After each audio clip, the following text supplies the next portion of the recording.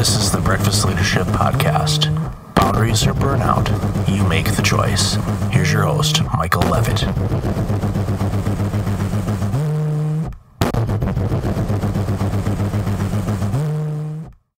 Welcome back. I've got the founder and chairman of Vocal AwarenessInstitute, Arthur Samuel Joseph. Welcome to the show, Arthur. Oh, Michael, it's a pleasure to be here. Great to have you here. You do some amazing work. And some of the things that I've seen that you do, obviously, and we'll dive into this a little bit more, is you really help people with their voice and techniques and all the nuances of things that a lot of us don't necessarily think about when we're talking or speaking or presenting. And obviously we'll dive into some of the awesome people you've worked with, but what drove you to launch this business? What was the history behind it? And what are some of the great things that you've done since deciding, hey, I need to do this? Well, this has been my professional life. I created Vocal Awareness 54 years ago, and I have a master's in voice. I'm a classical singer in my training, but this has been my life's work. It began with singing, but then simply kept morphing. And I don't advertise. It's simply all in word of mouth. And it's phenomenal what I've been privileged to do. And you see my client list, it's quite substantial, it's quite varied. And I teach empowerment through voice. I teach mastery through communication, but I also teach communication mastery. And so many elements of the work are now trademarked, which pleases me because it's recognized as original thought. You get to keep this. And vocal awareness is a paradigm shift in communication, whether I'm teaching the actors that I teach, or the corporate executives that I teach, the singers, the broadcasters. It's all the same work. It's vocal awareness, empowerment through voice. Yeah, the list of people that you've helped over your career, and these are names that people will recognize: Angelina Jolie, Sean Connery, Stephen Covey, a ton of NFLers such as Jerry Rice, Kareem Abdul-Jabbar, you name it, and large organizations, Ernst & Young. So name it. You've dealt with a variety of different people, different personalities, different gifts.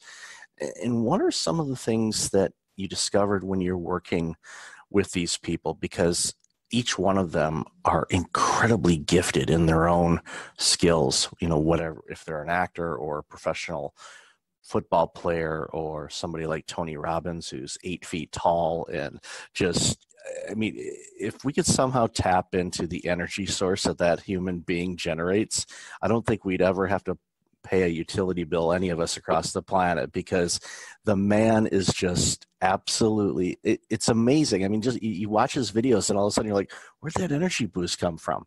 And it can be, I'll be honest with you, it can be on mute and you still get it. It's the weirdest thing. But what are some of the things that that a lot of these people come to you with? It's a very thoughtful question. When I was writing a Hall of Fame speech for one of my NFL students a couple of years ago, I looked up the word champion, and the root of the word champion is not a sports-centric term. It literally means dazzlingly skilled in any field. And I teach mastery. Every elite artist I teach, every elite athlete, in their skill set, they are in mastery. They are true champions. And the common theme in all of these people is the commitment to excellence, the commitment to doing whatever it takes. But that being said, Marshall Faulk in the backfield wasn't hoping his teammates approved. He's totally self-focused on executing.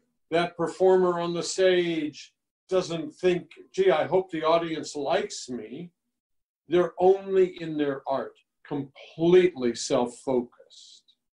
So the point I'm in part making, to become a great champion, to be in mastery in a skill set, requires one to be audacious. Now that word means bold, fearlessly daring, courageous, intrepid, doing whatever it takes to not just do one's best, but to be one's best. And so when these individuals, I'm so honored that Commissioner Goodell, the commissioner of the National Football League, wrote the foreword for my last book, because he's such an integral man. And to have his name there means a great deal, because he too is a champion who does whatever it takes.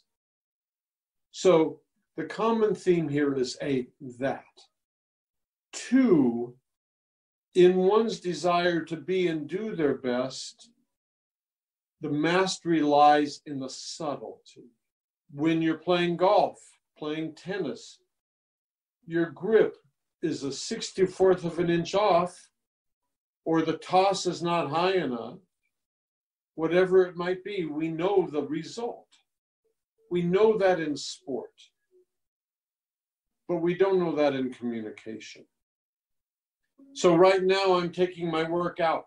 I'm not in vocal awareness at all. I'm just speaking to you, just, saying, Michael, it's really a pleasure to be here with you today. Thank you so much for having me on.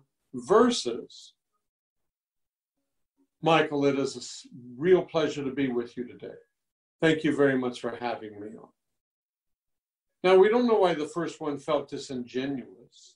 We just know it was inauthentic. We didn't realize that my pitch was too high, or I spoke too fast. All we got is untrustworthy. We didn't realize the second one, I simply breathed, slowed down, and my voice opened up. My pitch was lower. All we got is that man is more genuine. So the challenge here in the arts and athletics, we recognize outcome. If I don't toss the ball right, if I don't do this here, we see it immediately. But because speech is habit, Michael, no one has ever thought about any of these things before vocal awareness. So my clients all learn that it's not just a breath, it's the quality of the breath. We learn that it's not just sitting up straight, it's embodying ourselves in stature. ... I obviously don't come up for air, but this isn't my show, it is yours. So let me do just that. And am I making sense in addressing your questions? Oh, most definitely. And it brought awareness to myself on things that I say and present, especially in this format of podcast interviews, but also in communicating with clients, with family, with friends, in this world that we, and I'm getting the words for this, we're in such an instantaneous type of world where people are so used to getting things instantly, whether it's ordering their food or having it delivered, or social media or Google to be able to look up something within seconds. Where, my generation, we remember going to the library and researching things and the Dewey Decimal System and all of that fun stuff.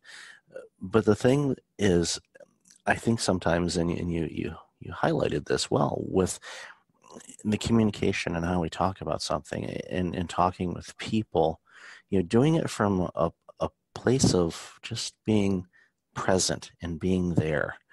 And not saying, welcome to the Breakfast Leadership Podcast, this is Michael Levitt, that's a script. But to genuinely welcome people and say, I'm really happy that we're having this conversation today. And the reason why is because I know people that are listening to this, I trust that it's going to resonate with them like it has with me just in the first few minutes of our chat, on being a little bit more aware of the power of what we say, and being aware of it to really hone the mastery of what we do. And if we can do that, it's going to make a huge shift in the work that we do, how we impact people, just everything that we touch. May I interject? By all means. Tony Robbins would refer to my 7 rituals as pattern interrupts. He would say to create a new pattern, we have to exaggerate behavior to break an old one. So because speech is habit, in the technique of this work, we're actually creating new neural pathways. We're rewiring this fluid system. So we know that the batter climbing into the box has rituals. We know before you move to the baseline or the free throw line or walk out on stage, there is a ritual. But we don't use rituals in life. We just walk in and put up a PowerPoint presentation, for example. But what I'm teaching here is conscious awareness, not just consciousness, but awareness of that consciousness. I'm tuned in 360 to the best of my ability. Because I'm teaching here, Michael, that it's not just what we say, it's how we say it. It's not just the message, but the messenger. Because we're on the cusp of literally losing the art of public discourse. But voice is power. My vision is to change the world through voice.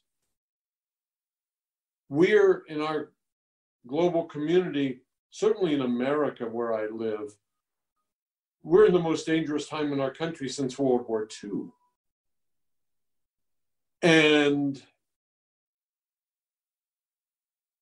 And we've elected an individual because we've abdicated responsibility, and it's not a political statement, it's a reality check, who communicates in a way that does not reflect us well,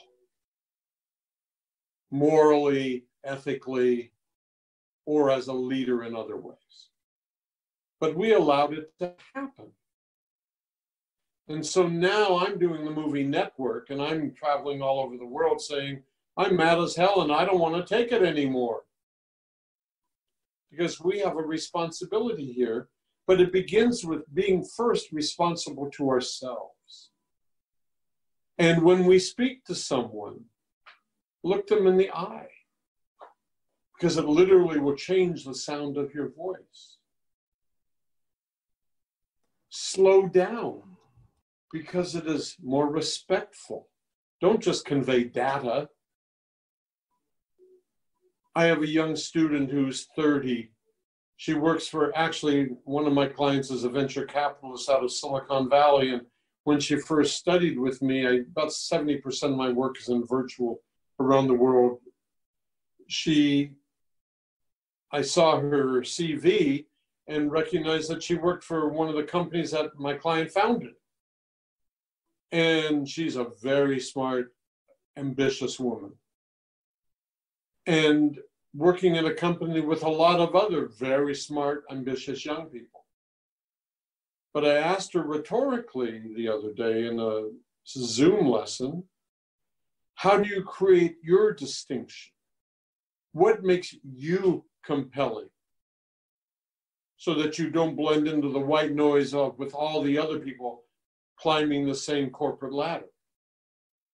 Well, one of the ways to do that is through the way we communicate. Yeah, it's crucial. It's crucial. No, I agree. So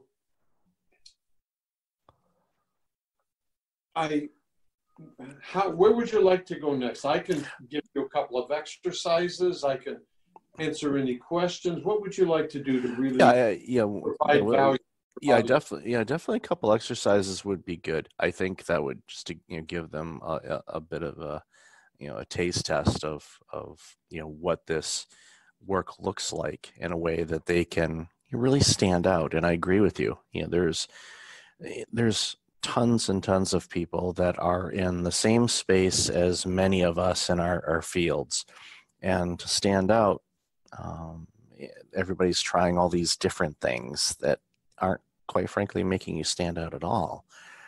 But if you have a warm, trusting conversation with somebody, and I love the fact how you mentioned, just don't spew out numbers, but talk about why these numbers matter, and this could be in a corporate space when you're talking about expansion opportunities or potentially readjustments of how the organization is. But explaining to them the reason why we're winding down this operation, but we're going to expand another is these are the numbers. Here's how we came to these numbers. Here's what we see is going to happen. And what that does is it gives people that are on the receiving end of this news, whether it's good, bad, or indifferent, more insight as to how we approached it instead of just saying, well, the department's down 25%, we're going to wind it down, we're going to move all the resources over to engineering. Okay, well, there's 18,000 questions that they may have, but if you present it to them in such a way that they feel that they've had their concerns addressed, it just makes things easier for everybody, and it makes it a more wholesome organization and stronger workplace culture, you name it. So Michael, please give me one sentence or two sentences that represent your work and memorize them. 2 sentences. Okay. I work with people to help them reduce their stress and prevent burnout so they can focus on what really matters most. Great. Can you write that sentence down, please? Mm-hmm. Okay. I have written it down. Would you please read it? I work with people to help them reduce stress and prevent burnout so that they can focus on what really matters most. Great. Circle the period at the end of the sentence, please. Mm-hmm. Underline the word burnout, mm-hmm. comma, check mark above the line. What's the phrase after burnout? So that. So that what? So that they can focus on what really matters most. So that they can underline the F in focus and put an accent over the O. Mm-hmm. Underline really matters most, exclamation point instead of period. Put an accent on the E in really, an accent on the A in matters, an accent on the O in most. At the beginning of the sentence, write CLB.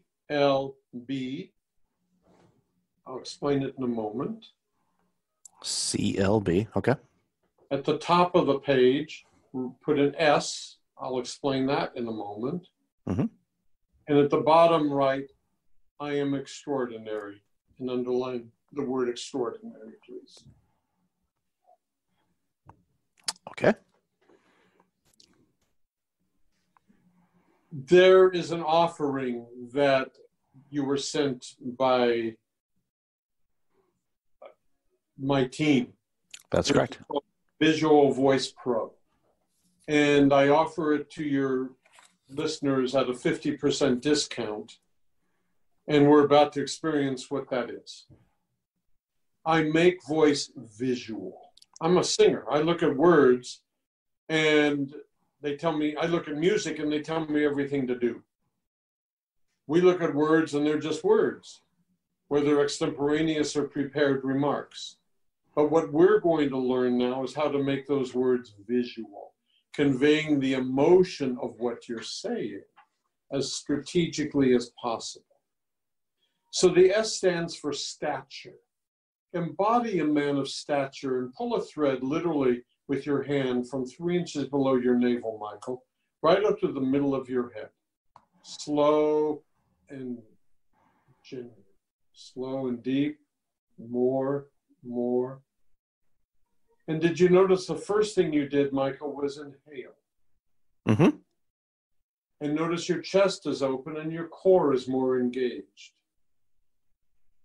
So stature is preparation for everything we do. Now, forget about stature for a moment, Michael, and sit at attention, please. Sit up straight. And you notice you hold your breath. Mm-hmm. Stature is not presentation. Stature is claiming something about ourselves. Connected to the integrity of being who we are. So put yourself back in stature. And then take a nice deep top of the morning breath, Michael. It's great to be alive. And then exhale. And exhale. And now, Michael, please allow a slow, silent, loving breath, totally silent and very slow. Don't allow. It will take 5 seconds. Allow it deeper, deeper, deeper, and exhale. And notice your chest didn't rise, your ribcage expanded. Mm-hmm. And notice your internal and external space are quieted. You're actually more relaxed. Do you notice that? Definitely. So, breath is not only physical, it's also emotional. And it's one of the ways we change states. That pattern interrupts. So now we have stature and we have our conscious, loving breath, the CLB. Then in vocal awareness, we create a persona statement. The root of the word persona is the root word is through the sound. An opinion, you touched on it a moment ago, instantaneous. An opinion is instantaneous. Perception, reality, doesn't matter what's truth, merely what we perceive it to be. So the persona statement has 2 parts. You answer the question, how do I believe I'm presently perceived? The second question one answers is, how would I ideally like to be known? Wow, I actually have a choice? I didn't even know that. For you see, we don't realize how much work it takes, Michael, to be ourselves while others watch. So when I spoke about the champion, through the persona statement, through what's on that paper, we're going to learn how to claim who we are without approbation, without permission. From whom? So I teach that everything in life revolves only around 2 things: to choose to do something or to choose not to. Even in abdication, I made a choice by walking away. The people we alluded to in the beginning made very empowering choices. They were willing to pay that price because everything cost something. They just decided which price they were choosing to pay to achieve their success, to fulfill their vision. So the root of the word persona literally means through the sound. One's identity is largely conveyed through the sound of a voice. So I asked you to write, I am extraordinary, as one aspect of how I already in these few moments recognize you feel about yourself. Then those words, let me hear the sentence so I can memorize it again, please. You don't have to read the marks. Let me just hear it and I'll interpret the marks. Sure.